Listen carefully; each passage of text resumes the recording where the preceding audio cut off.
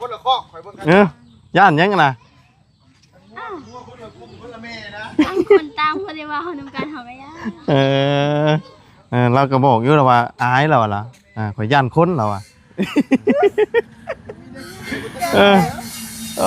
เห็นได้บาดนี่ได้พาหมู่เบิ่งเพื่อนกำลังกันนั่นแหละนี่แล้วเราบ่าวพาอัน3คนนี่มาเลี้ยงง่วงเลยกันเอาบ่เอามานี่มาเพิ่นเอาอะไรมาครับมาแล้วเจ้าเลือกเอาเจ้าสาวคนไหนไปเลี้ยงเอาคือแน่เอาหมดเลยเนาะฮะไอ้นี่ซ้ำกันเมื่อล่ะอายุนี่ซ้ำกันไปเลยนี่เจ้ากับ13แล้วว่ะอันนี้กับ13นี่14 15แล้ว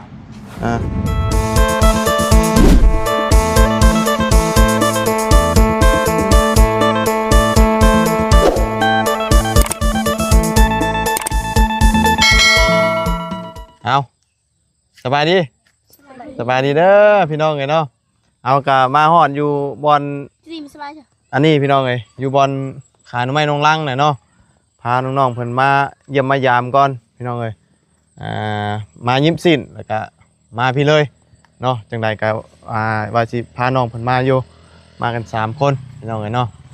แวะก็หาทั้งกระป๊อบแน่เนาะทั้งเลี้ยงนี่เคยผ่านมาเห็นเนาะเคยจะดีต้นทำไปฮะมีไผเคยผ่านมาเห็นมีไผเคยผ่านมาเห็นเคยผ่านอยู่แต่บ่เคยฮู้ว่าเพื่อนเราผ่านมือวันเกิดน้องชายเจ้าผ่านเนี่ยเห็นเนาะ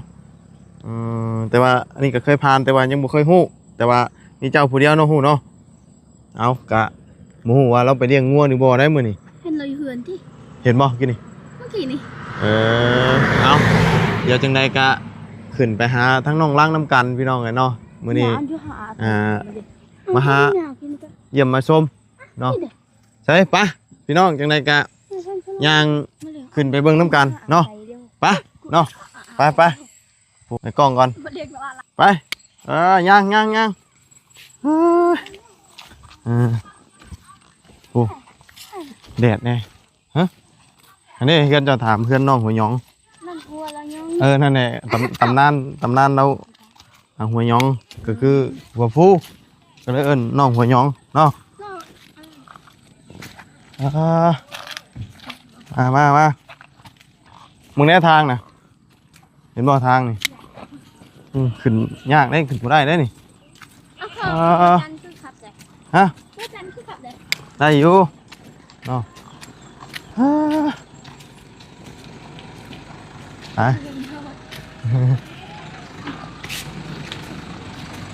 เอาถอยโอ้เห็นได้ใช่เนาะเนาะตักตัวลูกวันซ้ำหาก็อุตส่าห์ดิมาได้ขันหน้าไว้ดีสั้นมาสู้ได้เพื่อนวัดรับคุณซ้ำรับนะ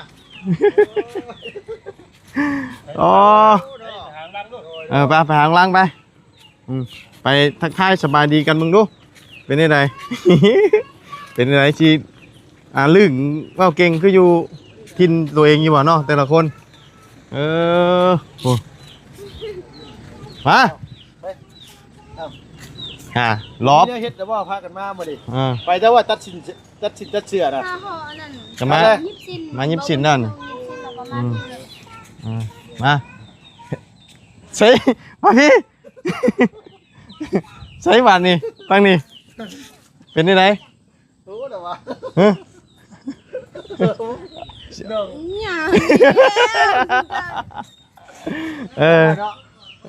มาได้ยังอันนี้กันยังค่ะนี่ค่ะคือสันเราไปหาน้ำไม้มาขายเราก็เลยนั่งเลยน้ำไม้นั่งเล่นน้ำมีคนว่าน้ำเลยแล้วลุงหนวดกับเขาบอยจันทร์ถ่ายคลิปน้องโดยย่างนั่นอยู่ก็เลยใช่ละเนี่ยได้บาทนี่ทางนั้นมันยับเขาเจ๊เข้าบาทนี่โดยยับไปน้องคนนั่งเนาะไปฉลาดไป กับไปทำความคุ้นเคยฮู้จักกันไว้แน่ประชา เอาลูกไปพูดกันไปจากปั๊บ ประชาเดียวกัน ด้วยลูกไปพูดที่กันนึงน่ะ อ่านเพิ่นไปแล้วบัดนี้ โดยเดี๋ยวจะมานั่งดีกับเพิ่นก็ได้หรอกนะโดยไปเบิ่งแล้วคนละคอกไปเบิ่งกัน ย่านยังน่ะ คนละกลุ่มคนละแม่นะ ต่างคนต่างบ่ได้ว่าเฮานำกันเฮาไม่ได้ เราก็บอกอยู่แล้วว่าอายแล้วล่ะข่อยย่านคนแล้วอ่ะข่อยแฮงกระเต็กแหละ ฮะ ข่อยแฮงกระเต็กแล้ว โอ้เนาะในนี่เนี่ยเพิ่นว่าอยู่ทินไปทินมันเนาะ ขึ้นเขาปากใส่เฮาเฮาก็ปากขึ้นเพราะว่าเขาบ่ได้ปากใส่เฮาเด้ขึ้นเขามาเฮือนเฮาเฮาก็ปากคือกันแต่เฮามาเฮือนเฮาก็ย่านเฮาปากเด้เพราะว่าเฮาต้อง1ปากสิคือ น้อยเนาะบ่ลึงเนาะต่างฝ่ายต่างบ่ลึงทางนั้นก็ยังบ่ลึงบัดนี้เราก็บ่ลึงเฮ็ดได้ซะ สิพาไปเลี้ยงงัวน้ำได้อยู่บ่นี่เดี๋ยวระบายสิบอกว่านี่สิพาคนมาไปเลี้ยงงัวเด้อระบายสิบอกนี่เด้อจะเอาอยู่บ่นะ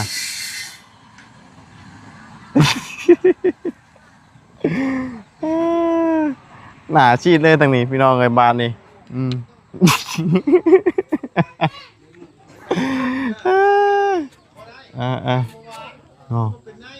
ป้าสัญญาณพูดแล้ว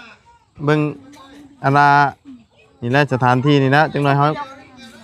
เมื่อเนาะ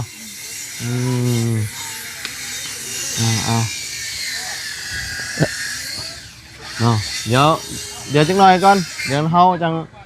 คอยจับงัวอะไรเข้ากันเนาะผมคือนั้นน้อยๆแล้วเอาในห้อง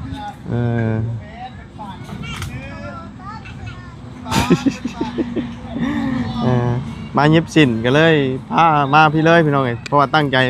พาน้องๆเพิ่นมาเยี่ยมมาชมมาเล่นอยู่แล้วพี่น้องเนาะเพราะว่าไอ้จี้ก็อยากให้พาฮู้จักกันนั่นแหละเนาะเพราะว่าฮู้จักกันไว้ก็ดีเนาะแต่ว่าอันนี้ยังบ่ทันลืมกันบาดนี้มันหนดจักในใดบาดนี้เนาะทางนั้นก็ญาติเอาเดี๋ยวแป๊บนึงเถอะเนาะไปเวลาเราอยู่น่ะเรามาแล้วบัดนี้กะที่นี่นั่นอยู่หลังเอ้ยมาพี่ละ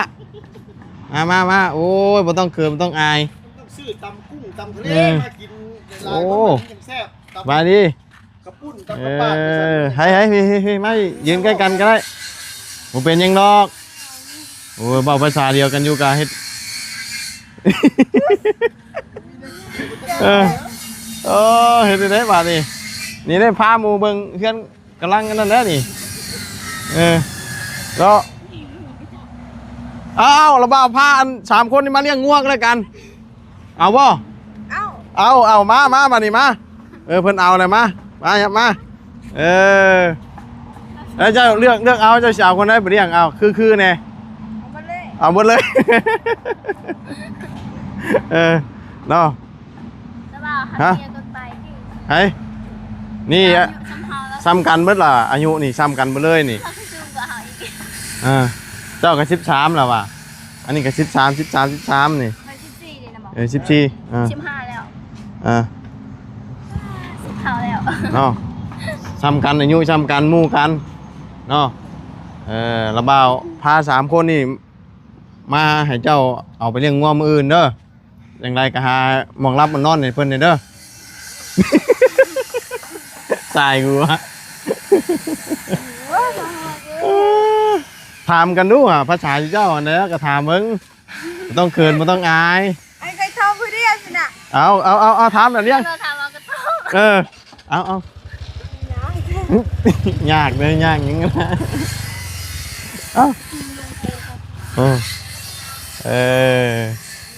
เขินบ่ขาข้ามลงอายขาข้ามก็ได้ พาหมูยางเลาะเบิ่งเพื่อนใหม่เจ้าลูกหมูอย่างมาเบิ่งเพื่อนใหม่นี่ไปได้ไปถามกันเด้อถามภาษาเจ้าก็ได้ไม่ต้องเขินแหละยังเฉยมาเรื่อยอยู่ได้มาแล้วนะเพิ่นหับเลี้ยงงัวเลยเด้เนาะโอ้คนกุ้มบานนี่เนาะ คุณก่อน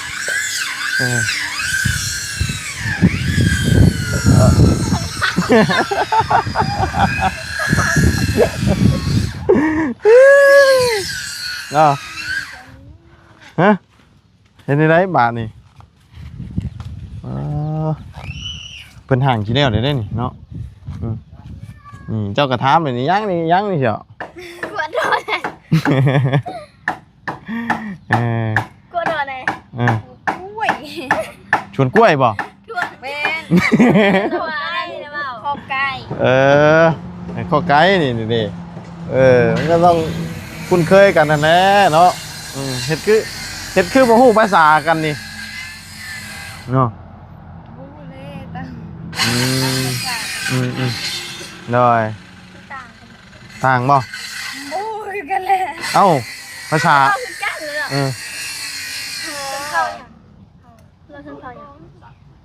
ยังมองกอง นาเจ้าเลย ฮะบ่ชนเผ่ายังเจ้าน่ะตรีรู้เจ้าเด้รู้คือกันน่ะฮะคือกันแหละ คือกันเนาะก็ว่าภาษาเดียวกันนั่นแหละบูดอกไอ้บูดอก ฮะ เขาบอกภาษาเดียวกันแหละก็บูดแหละ หูได้ ลูกเนาะ ว่ามามึงว่ามา เมื่อไงจะดาวเด้อนี่เดี๋ยวไป ชื่อลังฮะ นั่นมือใหม่ มาเลี้ยงไงกะชื่อเลี้ยง เจ้าเลยว่าวันนั้น ฮะ นั่นมือใหม่ ฮะ นั่นมือใหม่ ชื่อตะบ่าวบ่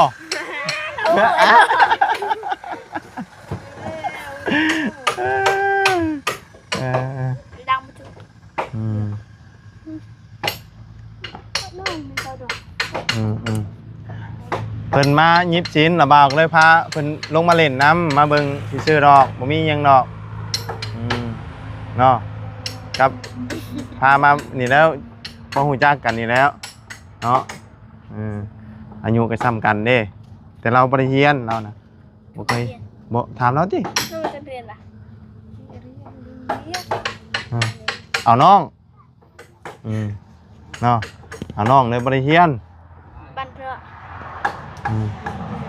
วันตระคือหยัง เลี้ยงงัว เลี้ยงงัวเอาเลี้ยงงัวนี่วันตระบ่ บันเถอะ วันตระเจ้ากระถามเราที่เคยเลี้ยงงัวบ่ใช่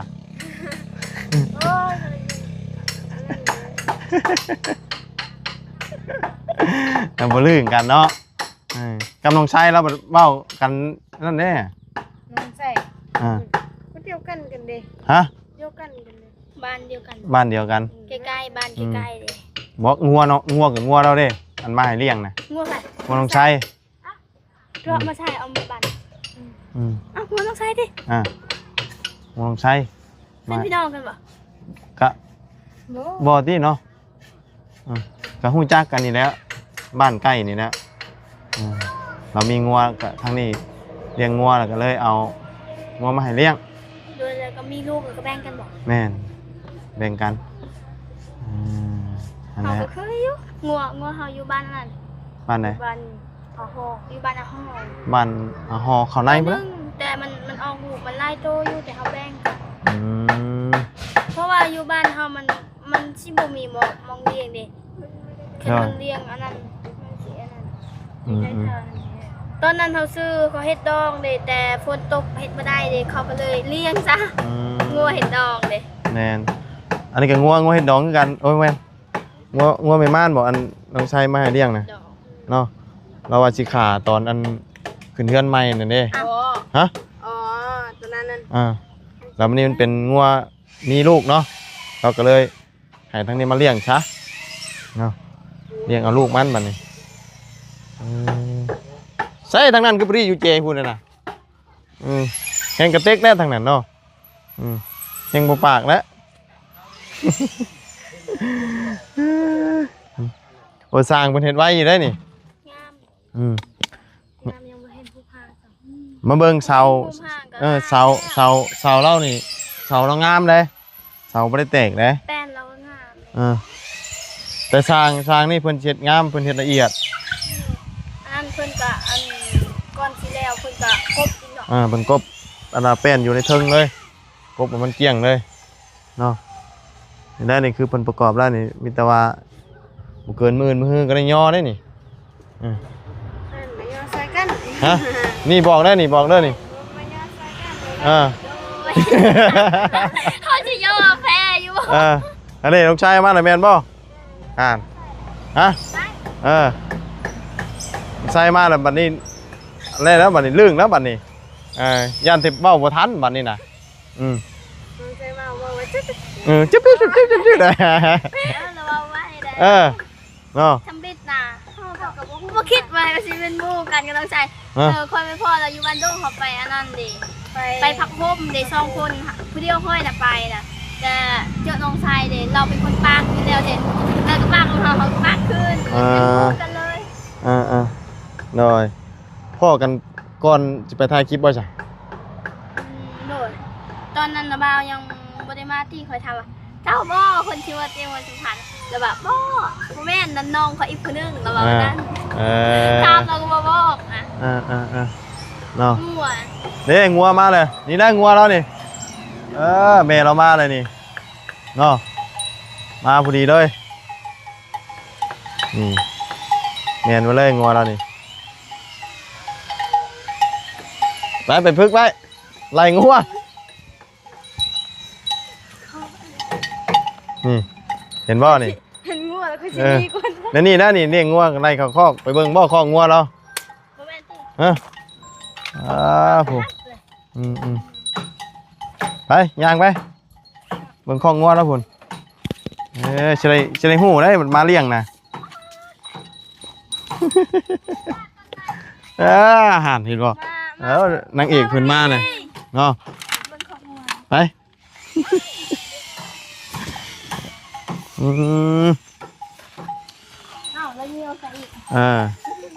เพื่อนเราก็มีบ่อปลาไหนผู้ลังผู้บ่อปลาดุกมีไหนตีงัวเขาเคยตีงัวนั่นนะคะให้มันเข้าคอกแนวมันแล้วว่ามันต้องป้องมันเข้าคอกได้เห็นบ่ให้โทรครับโทรมาไปดงมาใช่เป็นไรงัวเขาคอกเลยเนาะนี่อัดกันแล้วเหมือนจบแล้วนี่5 โมงไป5 โมงปลายเดี๋ยวเราหากมาเนาะแล้วเขายังบ่ทันเรื่องบ่คุ้นเคยกันเนาะเอาเรื่องคุ้นเคยกันเราเวลาเขาว่าเราก็ป้าอยู่เราเป็นคนป้าอยู่แล้วก็เห็นเขาลิ้นเรื่อยๆเขาไปเรื่อยๆเราก็เป็นเขามู่กันได้เลยเขาคนนึงปากสักนึงเลยกันเพื่อนนึงกะยานเพื่อนนึงบ่ได้ปากมันก็บ่ได้เป็นอย่างนั้นกันแหละบ่ได้ฮู้จักกันซ้ำเว้าบ่เป็นแล้วกันเพื่อนนึงบ่กล้าเขาก็ต้องกล้าเพราะว่าเขาว่าเป็นไปเฮือนเขาต้องปาก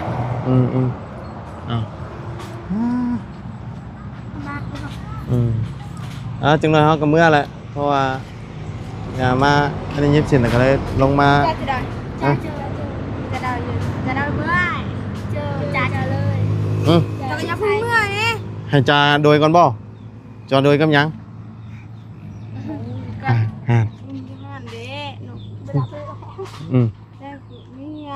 ขึ้นมาตุนเมียกูเมียเกลือมาใส่เอามาใส่ปลาขึ้นตุนเมียเวลาวางเมียมันงงแล้วงงแล้วตัวมันนอกกระดังที่ก็ได้ไปยึงน้องอะไรอย่าไปใช่ไหมตะเบิ้ลก่อนแล้วว่าเคนเขายกเพื่อนเรานี่ให้เขาไปแล้วว่าหามาพี่มาพี่มาเอาบูกันเดี๋ยวว่าพิจารณาน่ะเพราะว่าเห็นเราวางเวียงให้เราไปเล่นเพื่อนเฮาไปเล่นเนาะว่างก่อนเนาะว่างจังไปจังมาหาเล่นน้ำกันหูจักกันไว้ก็ดีเนาะเวลาไปใส่เวลาเคนเขาไปสิบนรถเขาอันนั้นบนน้ำมันเดียวค่ะอันนั้นเดียวเห็นแนวนั่นเนาะมีคนหูจักเองหรือเปล่าไปจับคุณมาลูกนางเอกเพื่อนนั่นเนี่ยเขาไปหาเนี่ยเราใส่ไปหาสนา ไปไป แม่คนงานเอ้ย เนาะ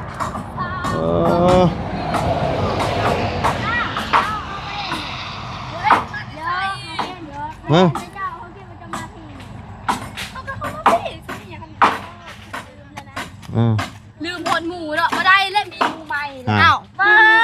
ยังมาลืมยังมาลืมยังมาดูแน่แตกโอ้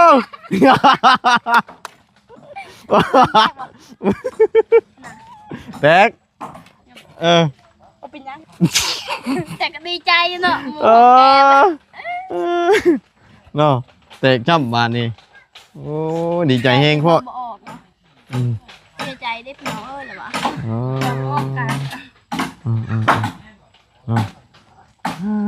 เคยไปใส่หอดลำแพงยิ้มที่ชื่อมานี่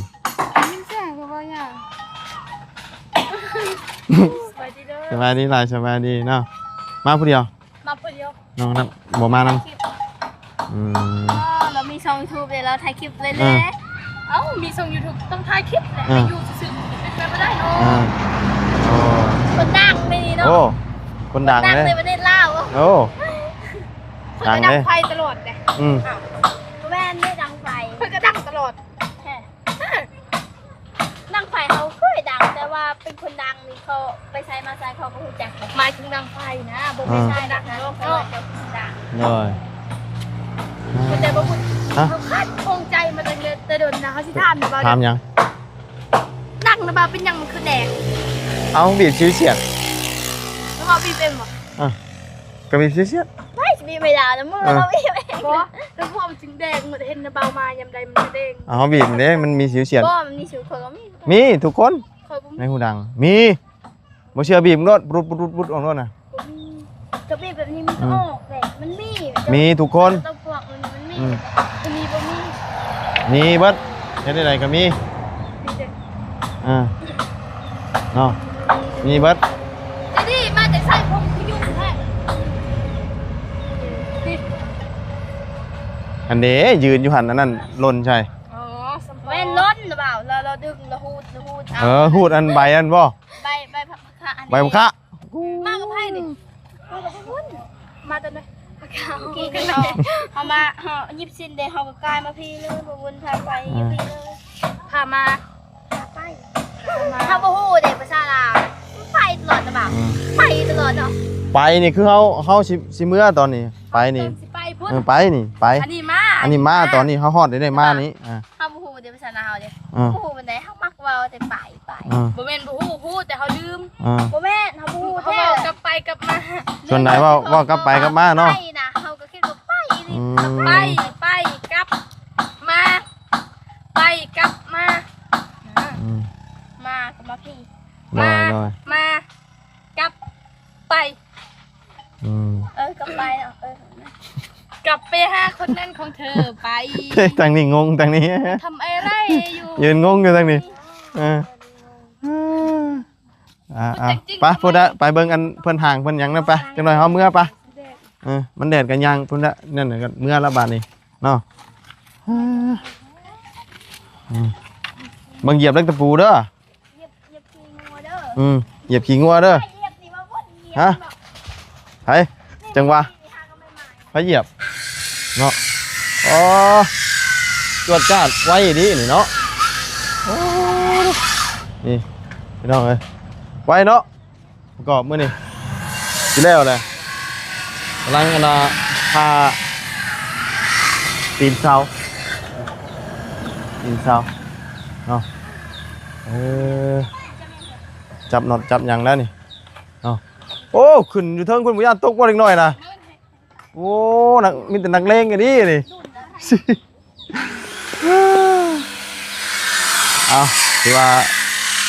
เอาที่ใส่แล้วหมดแล้วเนาะเดี๋ยวจะเอาน็อตใส่แต่ว่ามือวันนี้ยังไม่ทันหูว่ามือใดเนาะเบิ่งผ้าเบิ่งคนนั่นแหละเนาะเนาะเอาเนาะเรียบร้อยถ่ายรูปขอรูปเพื่อนพี่น้องเลยเนาะเปล่าบ่คือว่าห้องหาห้องซ่าบ่คือแต่เมื่อกี้ใส่เอิ้นอยู่ระเบาก็ว่านี่ระเบาว่าใส่ก็มาแล้วนี่ว่ะ แต่บ่าวว่าแบบนี้ซื่อๆบ่ได้ อ้าวก็ทันได้เอิ้นเนาะ นั่นแหละบ่ได้ห้องเฮา ก็สิเอิ้นอยู่เราก็ มา ได้ ก็บ่ห้องเนาะ ห้องเอิ้นอยู่ บ่ห้อง อ่า คือว่าเนาะ เนี่ยเอากันท่านได้เอิ้นเนาะก็นั่งสิอวยมาอยู่เว้าเรื่องงัวเจ้าอยู่ เว้าเฮ็ดหยัง เอ้า สิไปเบิ่งบุงวัวข่อยพาไปเบิ่งไป ใช่เหรอนั่นนะ ข่อย เอาเล่นแหละ แต่เห็นแต่บ่ฮู้ว่างัวตัวใดงัวเราบัดนี้ เจ้าฮู้บ่ก็ ก็ฮู้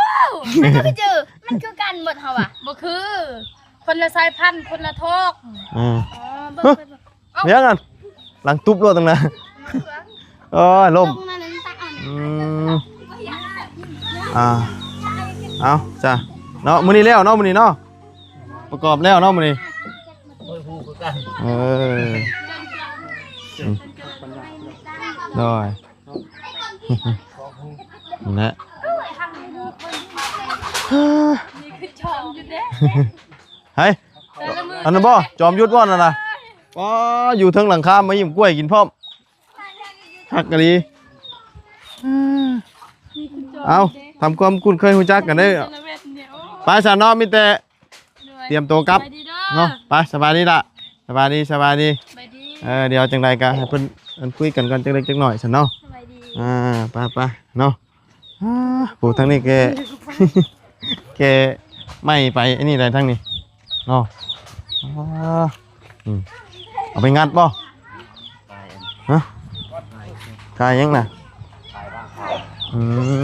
อ๋อยังเหลืออีกเนาะยังเหลืออีกเพลงหนึง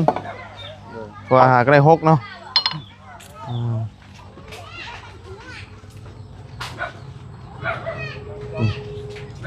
ยังเหลืออีกตัวนี้เอาไปใส่มื้อนี้ชีบ่ได้ก็จักหน่อยแล้วเราอะเนาะเอาสาวพี่น้องเนาะสำหรับคลิปนี้ก็บ่มีหยังหลายเด้อพี่น้องเนาะพาน้องๆเพิ่นมาหาน้องลังนี่แหละยิงดอกพี่น้องเอ้ยเนาะเพิ่นมาหยิบสินก็เลยมาพี่เลยเนาะไปสาวพี่น้องอยู่ดีมีแฮงเบิดทุกผู้ทุกคนไปแล้วสบายดี